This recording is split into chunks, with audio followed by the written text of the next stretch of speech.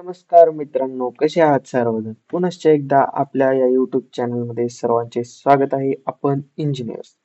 तर आज नुकताच कॅपराऊंड 2 हा संपलेला आहे. उद्या त्याचा रिझल्ट पण आहे. सर्वजणांना आतुरता असेल, उत्सुकता असेल की कोणत्या कॉलेजला, कशा कॉलेजमध्ये माझा नंबर लागल. काही जणाला फर्स्ट कॉलेजमध्येच भेटला असेल, काही जणाला नाही भेटला असेल. ते कॉलेज भेटल्यावरती काय करायचं, कॉलेज नाही भेटल्यावरती काय करायचं, याचा सेपरेट व्हिडिओ आपल्या चॅनलवर आहे, ते आपण जाऊन पाहू शकता.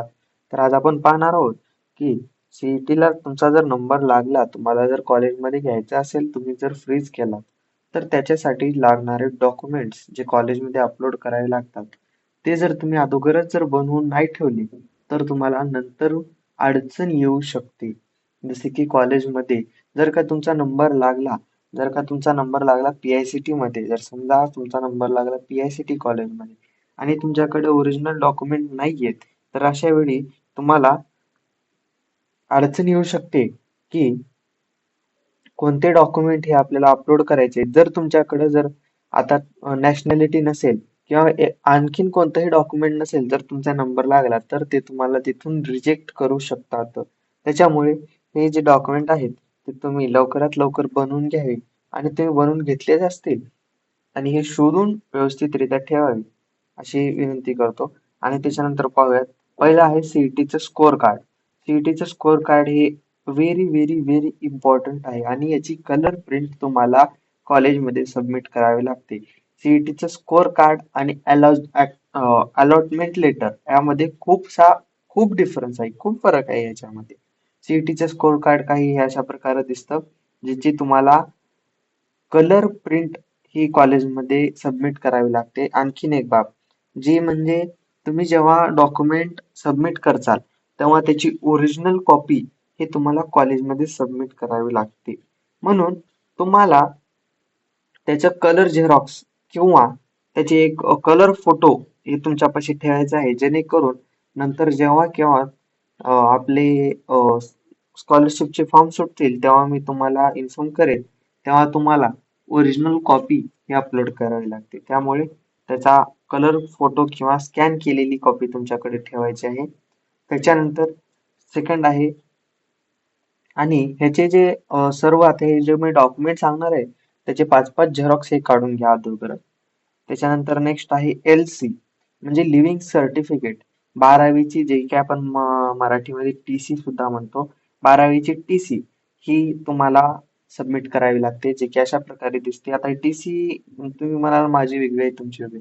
तसं नसतं, ते कॉलेजवर डिपेंड असतं. ते जशा प्रकारची टीसी देतील, ते कॉलेजवरती डिपेंड असतं.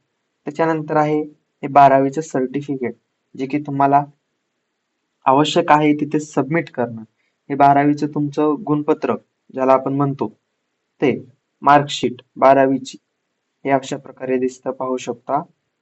आणि त्याच्यानंतर आहे, हे आहे एसीबीसीचं सर्टिफिकेट, ज्याला आपण कास्ट म्हणतो, किंवा एसीबीचे सर्टिफिकेट ज्याच्यामुळे तुमची 100% फीस माफ होऊ शकते. हे एक सर्टिफिकेट आहे. इथे जे आहे, काही जणांना इथे प्रश्न मार्क येतो. प्रश्न मार्क येणं हे चुकीचं आहे. तुम्हाला इथं हिरव्या अक्षरामध्ये राईट साईन आलेलं पाहिजे, हिरव्या कलरमध्ये राईट साईन. ठीक आहे. त्याच्यानंतर आहे 10th मार्कशीट, 10वीचं गुणपत्रक हे तुम्हाला सबमिट करायचं आहे. हे पहा, इथं जसं आलेलं आहे तसं इथे येऊ नये, इथे राईट आलेलं पाहिजे, हे अशा प्रकारे. तेव्हाच तुमचं डॉक्युमेंट हे ओरिजिनल मानलं जातं. ठीक आहे. त्याच्यानंतर आहे तुमचं अलॉटमेंट लेटर, जे की तुम्हाला आता कॅप राऊंड संपल्यानंतर तुम्ही जेव्हा फ्रीज करचाल, तेव्हा तुम्हाला ते भेटतं, त्याची प्रिंट काढून घेऊन जायचं आहे. अशा प्रकारे. आणि उत्पन्नाचं एक प्रमाणपत्र असतं, ते पण तुम्हाला ह्याच्यामध्ये सबमिट करायचं आहे. अगदीच म्हणजे काय, जर तुम्हाला वाटत असेल एखादं डॉक्युमेंट विसरलं आहे, तर तुम्ही जेव्हा तुम्ही स्कॅन करून डॉक्युमेंट व्हेरिफिकेशन केला आहात, ऑनलाईन किंवा ऑफलाईन, तेव्हा जे तुम्हाला लेटर भेटलं आहे, त्याच्यावरचे डॉक्युमेंट पहा आणि तेवढेच डॉक्युमेंट जरी घेऊन गेलात तरी सफिशियंट आहे. त्याच्यामध्ये काय काय ऍड करायचे तुम्हाला, हे सीईटीचं मार्कशीट आणि अलॉटमेंट लेटर, हे दोनच तुम्हाला त्याच्यामध्ये ऍड करायचे आहेत आणि तुम्ही घेऊन जाऊ शकता. बाकी कुठलीही काही जरी अडचण आली तरी कमेंट बॉक्समध्ये नक्की कळवा. त्यावर सोल्युशन, उपाय आपण देण्यात तयार आहोत. डिस्क्रिप्शन बॉक्समध्ये व्हॉट्सअप चॅनलची लिंक आहे, तिथे जाऊन जॉईन करू शकता.